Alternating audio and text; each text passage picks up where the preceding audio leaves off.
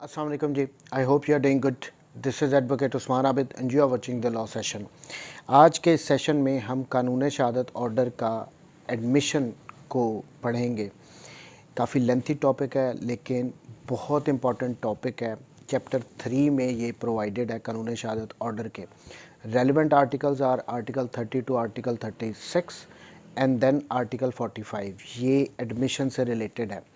But यहाँ पे मैं एक बात ऐड करना चाहता हूँ कि अगर हम कानून शहादत ऑर्डर के इंडेक्स को देखें तो चैप्टर 3 में जो सेकंड पोर्शन है वो एडमिशन का है. बट उसमें जो आर्टिकल्स बताए गए हैं वो आर्टिकल 30 टू आर्टिकल 45 हैं. 15 आर्टिकल्स हैं इसमें. अब इसमें एडमिशन के आर्टिकल 30 टू 36 हैं and then article 45. Rest of the articles जो हैं वो कन्फेशन से रिलेटेड हैं. अब मैं यहाँ पे ये बात क्यों कर रहा हूँ, क्योंकि कन्फेशन और एडमिशन को मिक्सअप किया जाता है. इनके दरमियान एक कन्फ्यूजन होती है कि ये सेपरेट है, एक ही चीज़ है. इस इंडेक्स को देखने के बाद एक बात क्लियर कट यहाँ पे समझ में आती है कि जो कन्फेशन है that is a part of admission. Admission एक ब्रॉडर टर्म है और उसी की एक फॉर्म है कन्फेशन. देखें, all the confessions are admissions but all the admissions are not confessions. कुछ सर्टन किस्म्स की रिक्वायरमेंट्स हैं, अगर वो पूरी हो जाएंगी तो एक एडमिशन जो है वो एक कन्फेशन बन जाता है.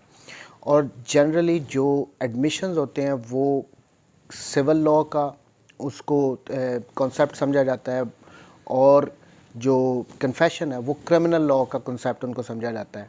बट इन शॉर्ट अगर करें तो कन्फेशंस एडमिशंस ही होते हैं, बस उनमें थोड़ा प्रोसीजर रिक्वायरमेंट्स उसकी डिफरेंट होती हैं. Main term the broader term is admission. So let's start with article 30. इसमें जनरल डेफिनेशन दी गई है कि एक एडमिशन होता क्या है. An admission is a statement oral और डॉक्यूमेंट्री. सो यहाँ से एक बात क्लियर होगी कि कोई भी स्टेटमेंट हो सकती है, वो ओरली भी हो सकती है और डॉक्यूमेंट्री भी हो सकती है. Which suggest any inference to as to any fact in issue or relevant fact, जो कि किसी फैक्ट इन इशू से जो मेन डिस्प्यूट है उससे रिलेटेड या कोई भी रेलिवेंट फैक्ट्स जो होते हैं उससे रिलेटेड दी गई कोई भी स्टेटमेंट, चाहे वो ओरली दी गई हो चाहे वो डॉक्यूमेंट्री फॉर्म में दी गई हो, वो एडमिशन होगी जिससे किसी भी किस्म का कोई नतीजा अखज़ किया जा सकता हो regarding any fact in issue या किसी रेलेवेंट फैक्ट से रिलेटेड. अब ये डेफिनेशन बताई गई है आर्टिकल 30 में और ये थोड़ी सी इनकम्प्लीट है क्योंकि अगर हम आगे देखें तो and which is made by any of the persons and under the circumstances hereinafter mentioned. So यहाँ पे ये कह दिया गया है कि सिंपल फॉर्म में एडमिशन कोई स्टेटमेंट होगी जिससे जो ओरली भी हो सकती है, डॉक्यूमेंट्री भी हो सकती है और जिससे किसी फैक्ट इन इशू या रेलेवेंट फैक्ट से रिलेटेड आप कोई इन्फेरेंस कोई नतीजा अखज़ कर सकते हो. आगे ये कह दिया गया है कि जो आने वाले आर्टिकल्स हैं उसमें ये बताया जाएगा कि कौन कौन से पर्सन्स जो हैं वो एडमिशन कर सकते हैं और किन किन सर्कमस्टांसेस में वो कर सकते हैं. अब यहाँ पे एक आर्टिकल 30 में एक एक्सप्लेनेशन भी ऐड की गई है. Statements generated by automated information systems may be attributed to the person exercising power on control over the said information system. यहाँ पे इन्होंने इलेक्ट्रॉनिकली, क्योंकि आजकल ज़्यादा सिस्टम जो हो गए हैं वो अपडेट हो गए हैं, अब कंप्यूटर वगैरह उस पे भी स्टेटमेंट्स वगैरह आती हैं. तो ये इस एक्सप्लेनेशन में ये कह दिया गया कि किसी भी ऑटोमेटेड इंफॉर्मेशन सिस्टम से, जैसे ये बैंक्स की अब आती हैं, बैंक स्टेटमेंट्स वगैरह आती हैं, कंप्यूटर ख़ुद ही उनको जनरेट करता है, वो भी एडमिसिबल होंगी और वो एट्रीब्यूट उस पर्सन को की जाएंगी कि जिसके अंडर वो सिस्टम था. जैसे बैंक की कोई स्टेटमेंट्स हैं तो वो बैंक का वो पर्सन जिसके अंडर वो सिस्टम है उसकी स्टेटमेंट को वो माना जाएगा कि ये उसकी तरफ से दी गई है, उसको एट्रीब्यूट किया जाएगा. सो अब यहाँ पे इसको अगर हम सम अप करें तो कोई भी स्टेटमेंट जो कि ओरली, डॉक्यूमेंट्री या ऑटोमेटेड इंफॉर्मेशन सिस्टम से जनरेट की गई हो वो एडमिशंस हो सकती हैं। अगर उनसे किसी भी किस्म की इन्फेरेंस ड्रॉ की जा सकती हो regarding any fact in issue or relevant fact. अब आगे आर्टिकल 31, क्योंकि ये अब कंटिन्यूएशन में ही चलेगा एडमिशन। अब यहाँ पे आर्टिकल 31 में बताया गया है कि कौन कौन से पर्सन जो हैं वो एडमिशन कर सकते हैं। Admissions by party to the proceedings or his agent etcetera. अब इसमें 4 किस्म के पर्सनस बताए गए हैं जो कि एडमिशन कर सकते हैं। Number 1, the statement made by a party to the proceedings.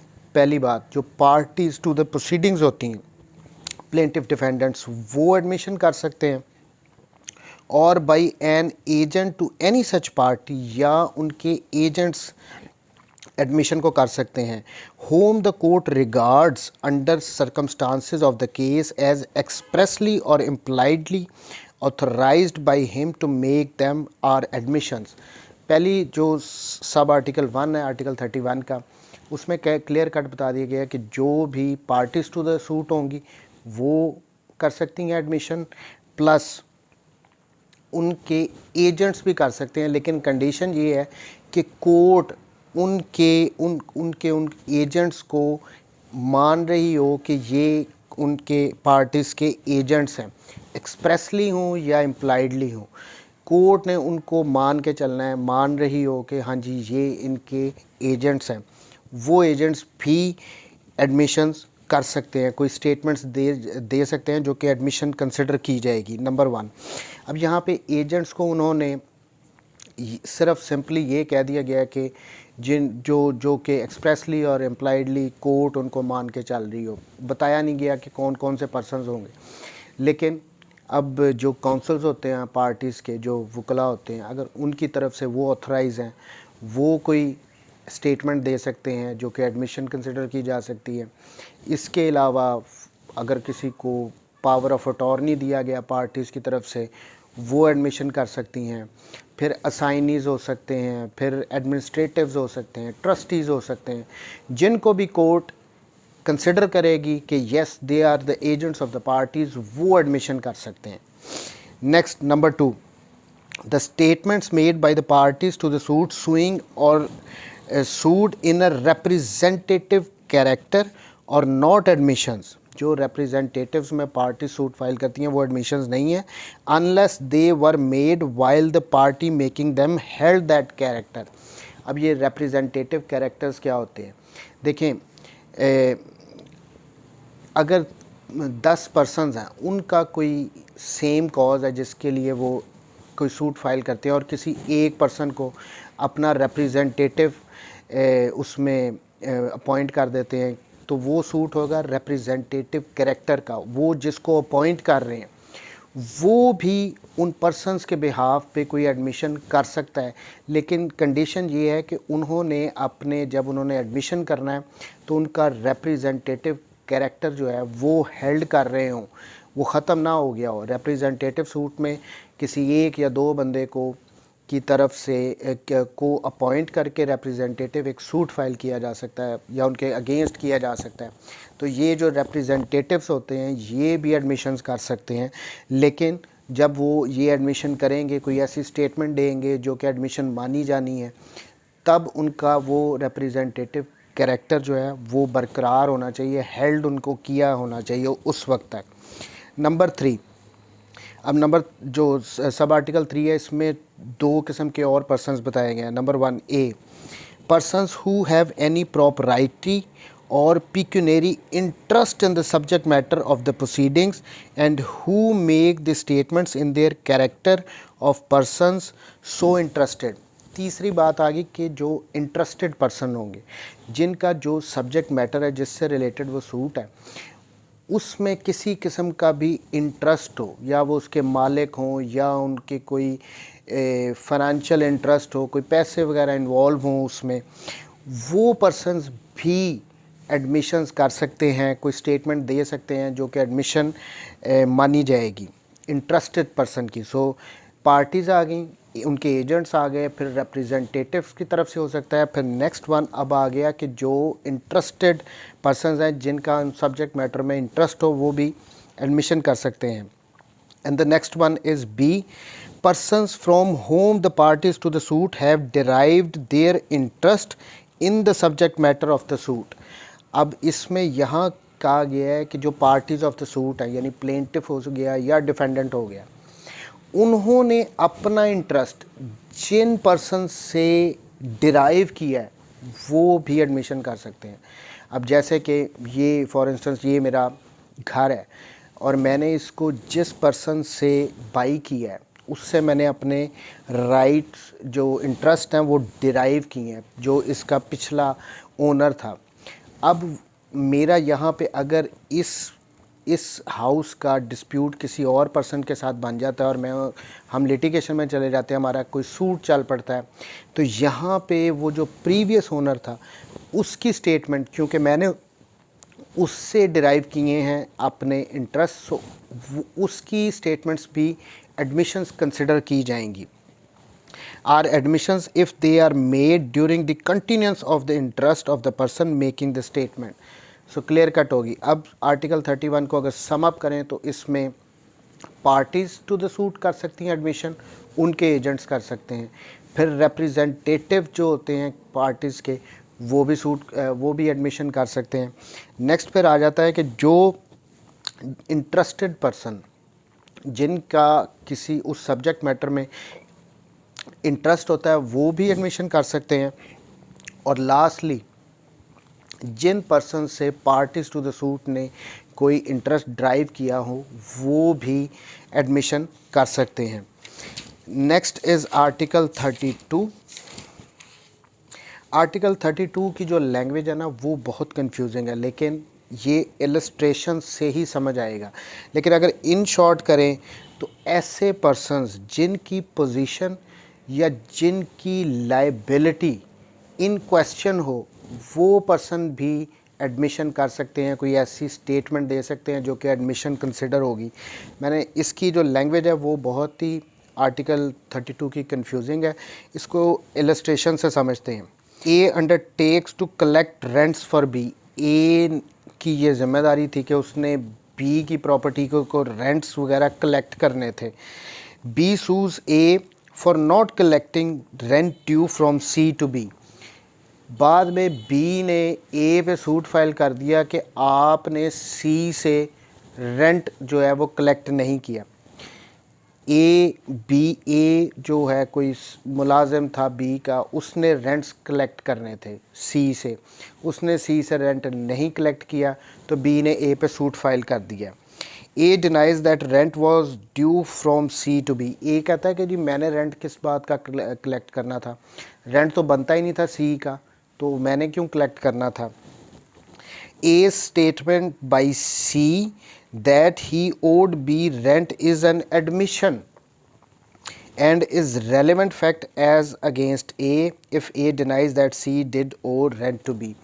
लेकिन यहाँ पे जब A ने कहा कि जी मैं क्यों उससे रेंट कलेक्ट करूँ, उसकी तरफ तो रेंट बनता ही नहीं है, सूट फाइल कर दिया B ने A पे। यहाँ पे B गया और उसने जाके C को कोर्ट में ले आया।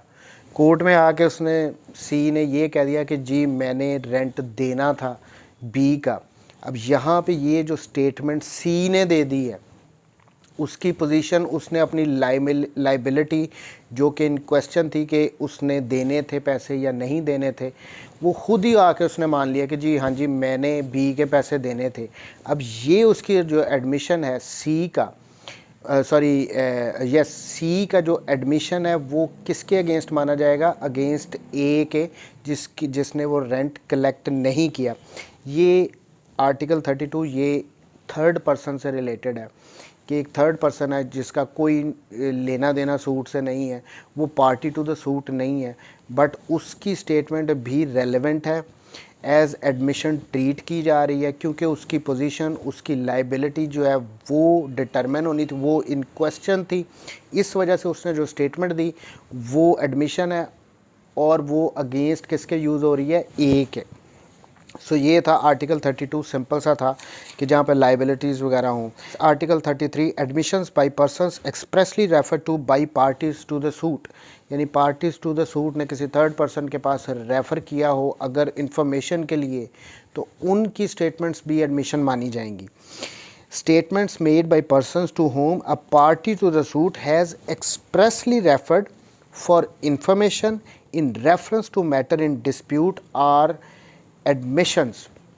देखें, इसमें इस आर्टिकल में ये कहा गया है कि पार्टीज़ जो हैं किसी कॉन्ट्रैक्ट की, उन्होंने अगर किसी एक पार्टी ने रेफ़र किया हो मैटर किसी थर्ड पर्सन के पास दूसरी पार्टी को कि आप उनसे जाके पूछ लो, उनको इस बारे में सारा कुछ पता है, तो वो जो थर्ड पर्सन है जिसके पास रेफ़र किया था एक पार्टी ने, वो अगर कोई स्टेटमेंट देता है तो वो भी एडमिशन मानी जाएगी।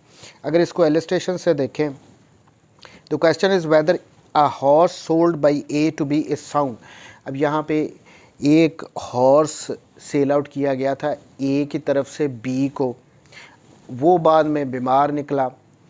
अब यहाँ पे जब कॉन्ट्रैक्ट हो रहा था, जब वो बाई करना चाह रहा था बी ए का हॉर्स, तो ए ने कहा था कि आप जाके सी से पूछ लो क्या ये हॉर्स हेल्दी है या बीमार वगैरह तो नहीं है, उसको इसके बारे में सारी इन्फॉर्मेशन है इस हॉर्स के बारे में।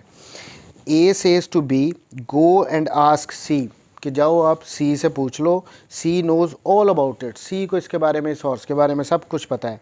सी स्टेटमेंट इज़ एन एडमिशन।